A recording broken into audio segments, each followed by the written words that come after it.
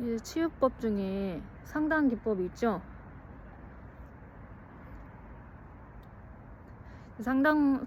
이제 상담을 통해서 내가 왜 이런 불안을 갖게 됐는가 하는 것을 이제 역추적하면서 내 과거의 경험에서 실마리를 찾아내고 그 경험을 바꾸고 그거에 대한 인식을 바꿔주는 이런 상담 기법이 있잖아요.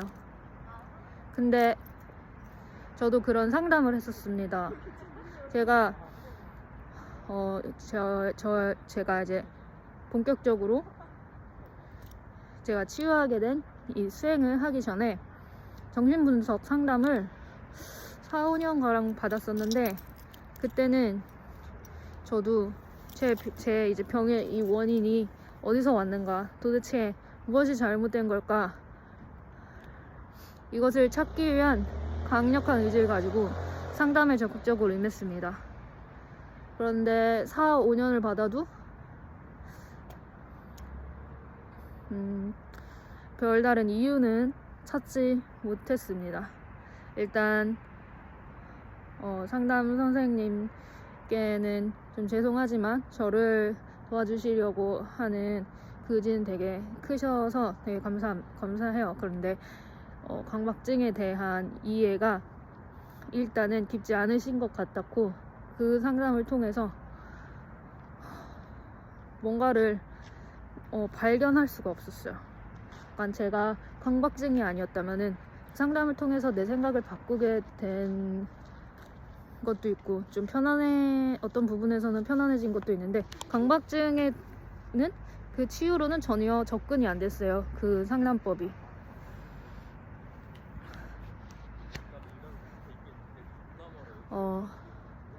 그래가지고 이제 상담을 그만두고 제가 이 치유법을 하게 된 건데, 이제 보통 그렇게 하죠, 상담법으로. 이제 어떤 분이 그런데 저한테 물어보셨습니다. 자기도 아주 강박을 심하게 앓고 있는데 주변에서 이제 약을 쓰는 거는 만류하고 그런 상담법을 통해서 그 근본적인 해결책을 근본적인 뿌리를 한번 파헤쳐 보는 게 어떻겠느냐 하는 제안을 받았대요. 그런데 그거는 얼마나 걸릴지, 그렇게 해서 얼마나 걸릴지 모른다, 그렇게 말씀하셨대요. 근데 사실 그래요. 제가 받은 정신분석학도 거의 평생을 두고 그렇게 작업을 하는데, 근데 사실 강박증으로 지금 당장 너무 힘든데 이거를 평생을 두고 해결해 갈 수는 없거든요. 일단 지금 살기가 힘드니까. 그러면은 평생 강박증으로 살라는 소리예요.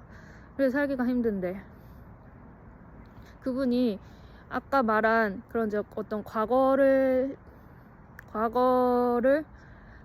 기억을 이제 파헤쳐서 그것을 어떤 수정하는 그런 과정을 하지 않고도 이 무화법으로만으로도 치유가 가능한지 물으셨습니다. 그런데 무화법은 모든 치유법을 총망라하고 있어요.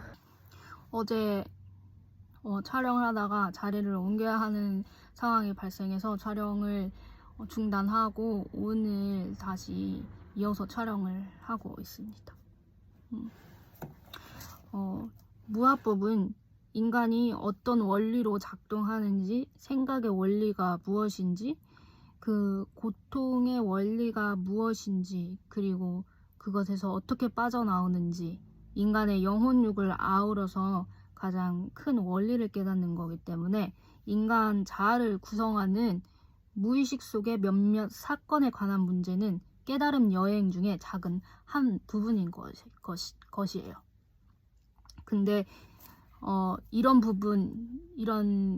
어떤 단편적인 차원, 이제 그 속세법이 이 단계에 머무를 수밖에 없는 이유는 인간에 대한 궁극적인 해답을 모르기 때문입니다.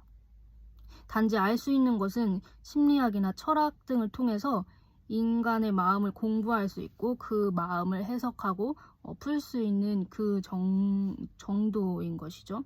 근데 이것은 생각을 다루는 단계일 뿐입니다. 그 이상은 느낄 수도 없고 눈에 보이지도 않는 것이라서 어떤 심리학 등이 다루기 어려운 부분이죠. 인간의 영과 마음의 유기적 관계, 그리고 그 골자에서 깨닫게 되는 인간과 고통에 대한 암과 이해는 깊이와 차원이 다릅니다. 무아법에서는 생각이 허상임을 깨닫는 과정으로서 자아 죽이기 수행을 하는데, 자아란 생각과 느낌이라는 의식과 그리고 무의식으로 이루어져 있습니다. 근데 내가 나라는 생각이 자아의 가장 큰 중추인데, 생각이 내가 아님을 깨닫게 된다면 자아를 원천적으로 부정하는 것이기 때문에 그 자아의 세부적인 스토리가 어떻게 되었든 그 고통이 자아와 함께 녹아내리는 효과가 있습니다. 그리고 무아라는 개념을 기준으로 자아를 그 하위의 것으로 다루기 때문에 자아만 인정하고 그 안에서 문제를 해결하려고 하는 것보다 무아의 관점에서 자아를 보는 것이 고통 해소가 더 빠르고 당연히 강력합니다.